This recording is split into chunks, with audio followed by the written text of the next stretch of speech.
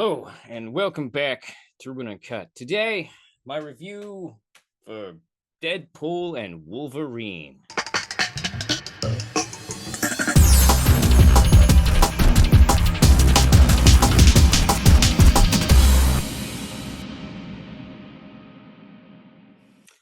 Well, let's be honest. There's not a lot I can say without kind of spoiling the movie, because this is a kind of movie where there's a high potential for it's more fun with the surprises. Yeah, kind of. A lot of the surprises were kind of leaked online, but I will say some of the leaks were lies, which really implies there's stuff that you might expect to be in the movie that are not in the movie. But let's move right along. What can I say about Deadpool and Wolverine? Deadpool and Wolverine, is it good? Yes. Should you watch it? Also, yes. Are there some groups of people who will probably enjoy it more than others? Also, yes. There are some people who this movie is gonna hit a lot harder for than other people. Who's it gonna hit harder for? Well, the answer is people who were big fans of superhero movies before the MCU, because this movie is ultimately an homage to these other universes. This movie itself is sort of a tying of those movies into the MCU canon in a way that simultaneously makes them more interesting and important, while also not making them required viewing for the rest of the MCU at the same time. Is it as good as previous Deadpool movies? I'm gonna have to go with no. I'm gonna have to go with no. Don't get me wrong, I enjoyed the hell out of this movie, but it might be my second or third favorite Deadpool movie, which is saying a lot because I'm not a big Deadpool guy. I don't really dig Deadpool. I would be the person in real life who'd be saying things like, "You're an annoying piece of shit, Wade." So I'm more of a Wolverine guy. So it's weird that the Deadpool with Wolverine in it wouldn't be my favorite Deadpool movie. But I just rewatched Deadpool 2 recently, and it hits harder. Got a clearer focus. Has more of a journey for this guy. For those listening on a podcast, I pointed with my thumb to Deadpool's face, not Wolverine. Is it as good as Logan? No. It's not as good as Logan. It's not even close to as good as Logan. Logan is a cinematic masterpiece. This is just incredibly fun. What makes it worth seeing? Well, honestly, at the end of the day, the thing that makes it worth seeing is the dynamic between Wolverine and Deadpool. They really are the heart of the film, which is good because it doesn't have a whole lot else going on besides gratuitous cameos, cool action scenes, and it's generally pretty funny. That being said, it doesn't necessarily feel like it goes quite as hard as previous Deadpool movies. It's not quite as irreverent, as it were. Well, kind of. In fairness to Deadpool and Wolverine, it has to be stated that its most irreverent bit, like the bit that goes the hardest, is right at the beginning. The trailers are hiding it from you, so I'm not going to spoil it here, but I will talk about it in the spoiler section, which you'll know because there'll be a spoiler thing above Wolverine over here. It's just the opening goes fucking hard. Like, it's hilarious and terrible and action-packed, and quite frankly sets a bar that the movie only occasionally gets close to touching again. There are specifically maybe 2 moments that get that close, unless you count all the sexual stuff that Ryan Reynolds' Deadpool is talking about throughout the film. There's a lot of jokes about pegging. There's a lot of jokes. There's a couple of jokes about, well, just some other things. It's an R-rated movie. I'm not here to tell you this is not an R-rated movie. It is still R-rated, but it does feel slightly less hardcore than the Fox Deadpool movies. It's just a little off from there. That being said, the movie doesn't hold back. The movie doesn't hold back that much. There's still plenty of violence.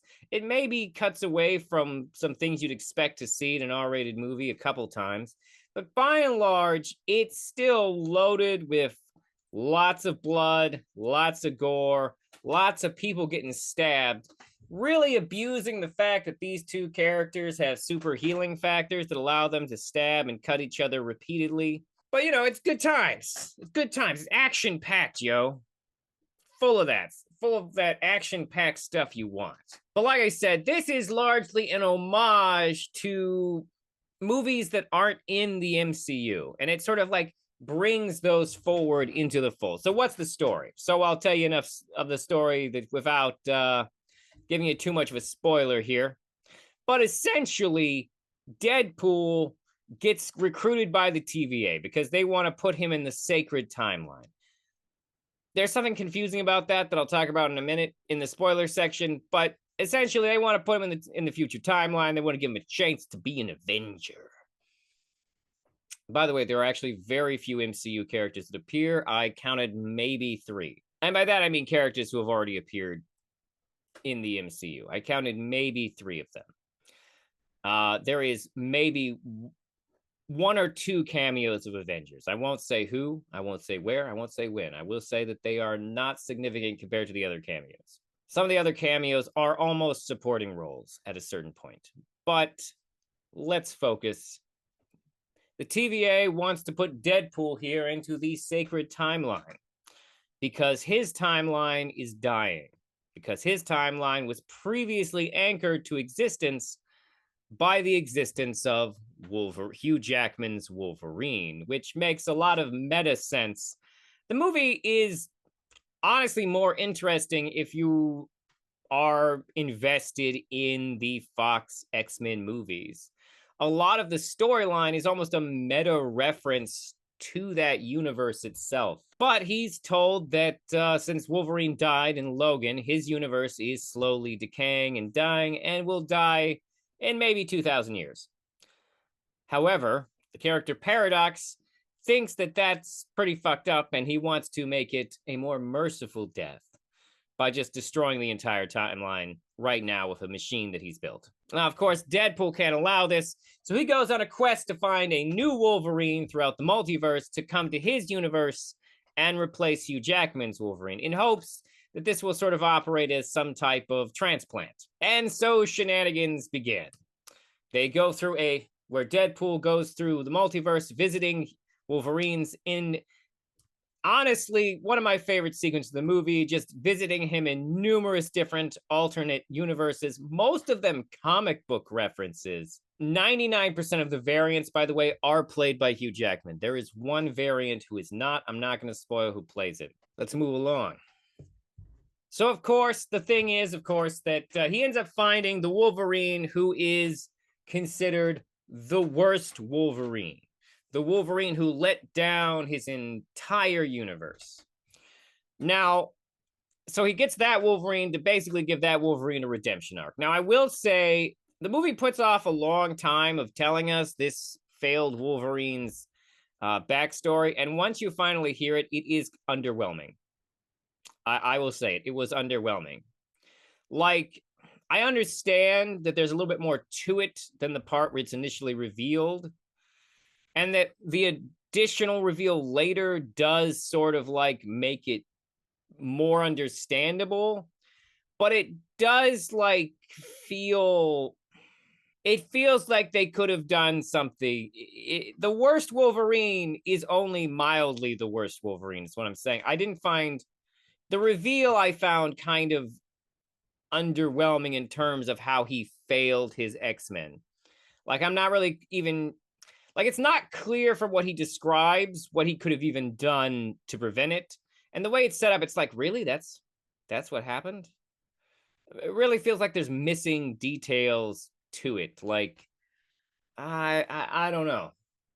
Like, it feels like there should be more. All that being said, the movie is really entertaining. It's a fun, action-packed romp. It's violent. It's gory. It's got tons of jokes about butt stuff from Deadpool here. and it's got some hilarious cameos. The movie plays with our expectations, and it does it relatively well. But now that I've said all of that, it's time for me to dig deep now into the spoilers. Okay, let's get into it. That cameo, spoilers is now up on the screen for those who are listening on podcast channels.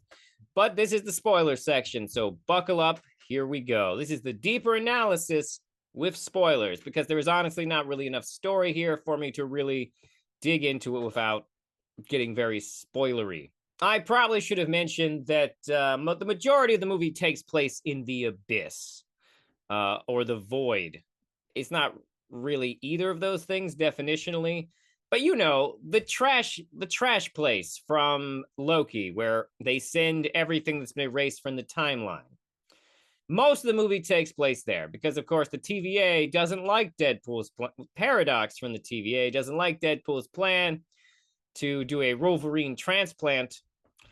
And also Deadpool, once he confronts them with his idea of a Wolverine transplant, discovers that Paradox is working off grid, effectively making him the villain of the movie, and that the rest of the TVA doesn't know he's about to wipe out the Fox X-Men universe. Oh boy. Let me get into the first thing that I find a little confusing, that the movie doesn't really bother to explain, but that I think it's something that I can easily create a explanation for in my own head. So early on in the film, we're shown a sequence where Deadpool is trying to join the Avengers, and he's talking with Happy Hogan. Oh, I'm sorry. There are three or four MCU cameos. Happy Hogan is actually probably one of the more significant ones, but he's talking with Happy Hogan, and he's trying to join the Avengers. But the thing that tripped me up is that he's doing it in the sacred timeline. Now, I have to assume that he just used the time travel device to go to the sacred timeline, but his girlfriend knows he went to the secret timeline, and I don't know, it feels under-explained why he's in the secret timeline. And initially I would just have assumed this was the Avengers of his universe, but it specifically tells us it's the sacred timeline. But the majority of the movie takes place in the Fox timeline or the Abyss, and it's not really clearly explained how he got to that time. I mean, I have to assume he's using the time travel device from Deadpool 2. There is sadly no Cable in this movie. That I was actually disappointed. There's a one-off joke in this scene that I'm talking about right now about it. But I felt like this is something the movie could have explained a little bit more. I mean, I'm saying this as the guy who sits through Christopher Nolan movies that explain nothing and expects you to follow what's happening. And I never had a problem with it. But this felt weirdly quirky to me. I would have liked them to iron it out. Happy Hogan also has one of the funniest but also most depressing lines in the movie, which is he tells Deadpool to aim for the middle, that way you never miss. And it's that's terrible fucking advice. That's real depressing advice. Yeah. But the whole point is that after this, Deadpool kind of gives up on being Deadpool, which is ironically the thing that makes his girlfriend go, I think we need to see other people. But after the events of Deadpool 2, it kind of makes sense that once he gets all his friends and family back, that he kind of just wants to chill. Side note, it's really interesting that the implied people he saved from X-Force is Shatterstar. Because Shatterstar's back, which actually, probably makes sense because he was actually the most popular X-Men in that movie. He doesn't really do much here, but, it is interesting that even though in that movie, Deadpool and Shatterstar seem to have kind of a negative vibe to each other, that's one of the key people that he brought back. Maybe this is a joke about the audience testing that Cable apparently failed. Cable's one of my favorite parts of Deadpool 2, so I was very sad that he was not in this movie. Well, anyways, so Deadpool, he gets, of course, abducted from his birthday party by the TVA, and this, of course, is where the butt stuff jokes come in, all the pegging, which is pretty edgy for Disney, which is the line from the trailer. I will say I did notice that most of the things the audience I was sitting with really popped for were all jokes that were already in the trailers, which I thought was a little, I don't know what to think about that. Did they not see the trailers? Do audiences need that like need like that extra setup from the trailers to get jokes? Don't know what's going on there. I honestly don't. Anyways, they kidnap him. He finds out what's happening to his world. So he goes on. He steals one of their devices. There's also a joke in here. There's a lot of sexual jokes. Like he makes it. There's a sequence where their tailor of the TVA is like outfitting Deadpool, and like throughout the outfitting process, he's constantly just like slapping Deadpool on the ass, and even like cups his crotch a couple times. And then afterwards, he when he's going to the TVA, talking about how awesome his suit is, he's basically like, by the way, your tailor's a predator, and I love it. But anyways, so he proceeds to travel in the multiverse. And this is actually, oh, wait, I didn't talk about the opening sequence. So the opening sequence, the bit that hits harder than anything in the movie is when he digs up Logan's corpse, finds out that Logan is most definitely dead. We then, at this point, after we see him steal the device from the TVA and go, and essentially he digs up Logan's body and proceeds to fight the TVA agents with Logan's dismembered skeleton parts. The trailer hides this from us very cleverly. We see that he's clearly stabbing people with something, but we don't know what it is. Well, what he's stabbing people with is Logan's floating ribs. He also kills people with basically every single body part of Logan's, and even like puts the claws on himself. It gets pretty nasty. It's good stuff. And honestly, it hits hard. It's one of the hardest hitting sequences in the entire film, is this fight sequence where he's killing people with Logan's corpse. A plus that sequence. Nothing in the film really ever hits this hard again. There's a couple of things that come close, some of which I'll address, but nothing, in my opinion, really ever reaches this level of irreverence. The close second, however, in terms of irreverence, has got to go to the Johnny Storm from the Fantastic Four movies, here played by Chris Evans. The film tricks us into thinking it's a Captain America variant for a second, but no. In fact, even Deadpool is like, oh my God, thinks it's Captain America. But instead of saying Avengers Assemble, he says flame on and turns into the Human Torch. Turns out the Human Torch's powers suck against Pyro, who is one of the fun X-Men cameos. The movie features a lot of X-Men character variants, some of whom are played by actors who played them in the previous movies, and some of who are not. We don't get the Liv Schreiber Sabretooth. We get the X-Men from 2000, or 99. What year did that come out in?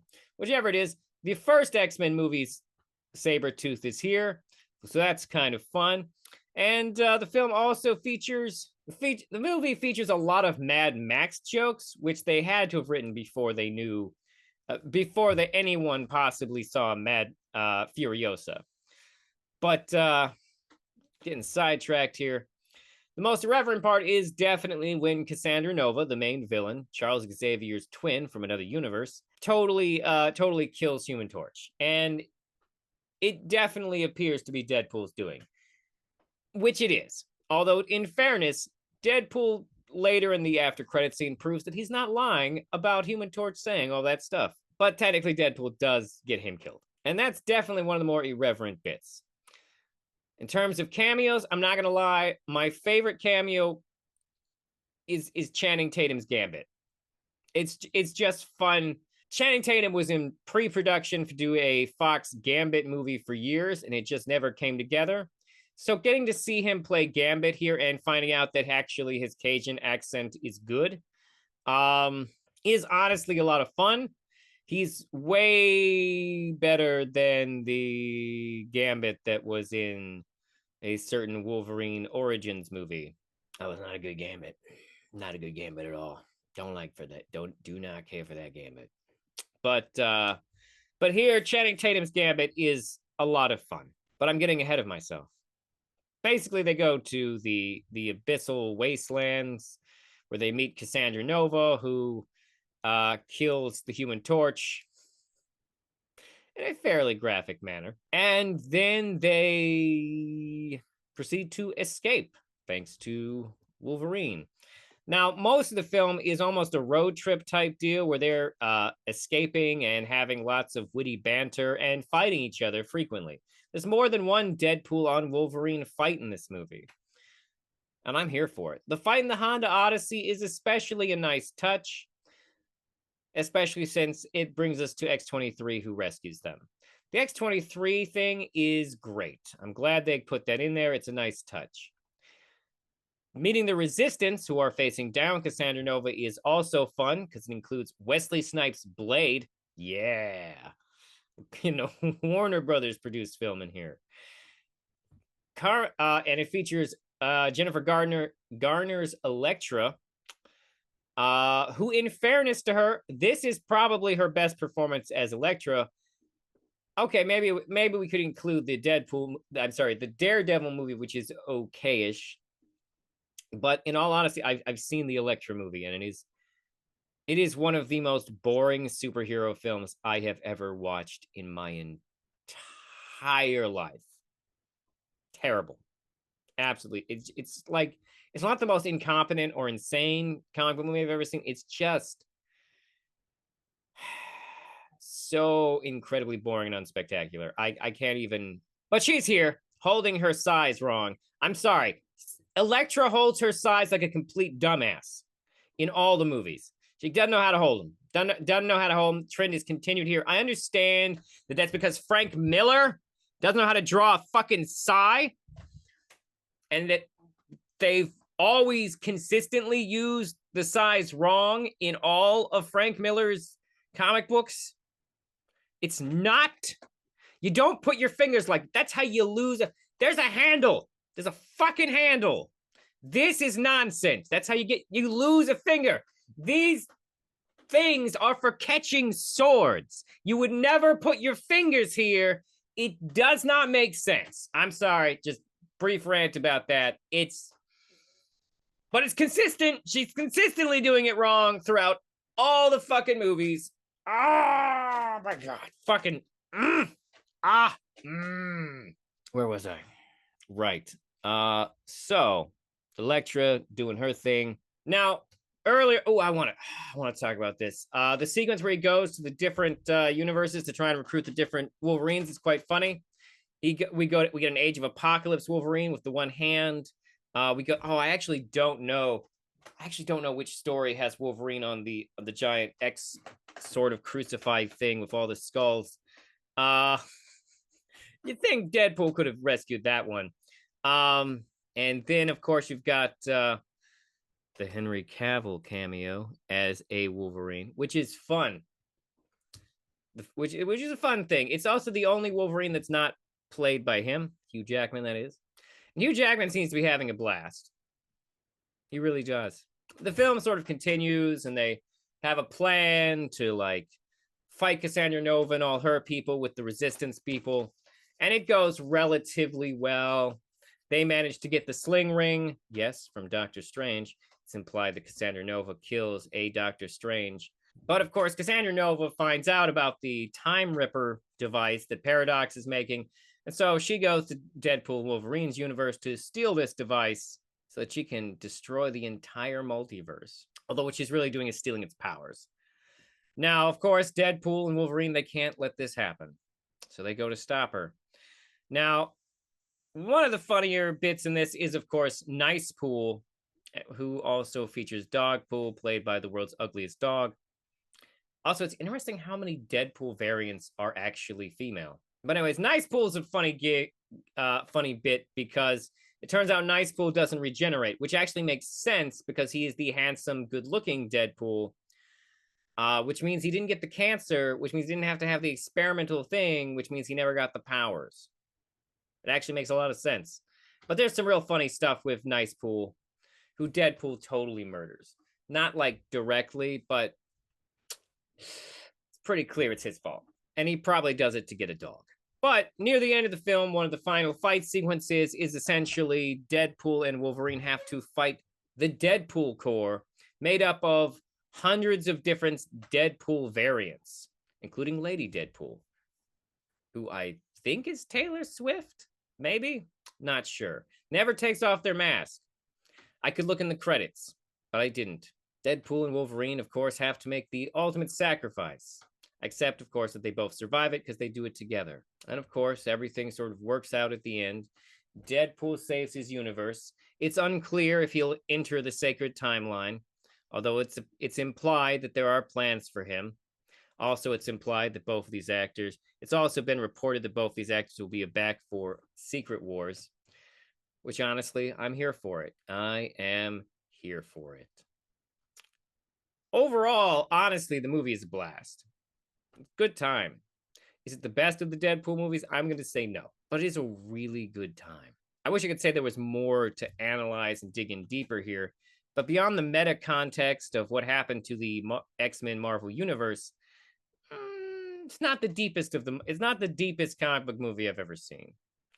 A lot of it's on the redemption arc here. Okay, so like, I should mention this. Like, the thing about Wolverine's like reveal is that essentially he was too busy getting drunk while humans came and murdered the rest of the X-Men.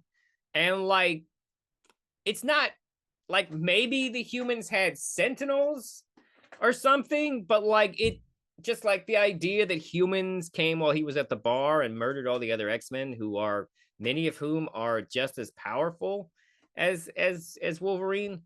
It feels wonky.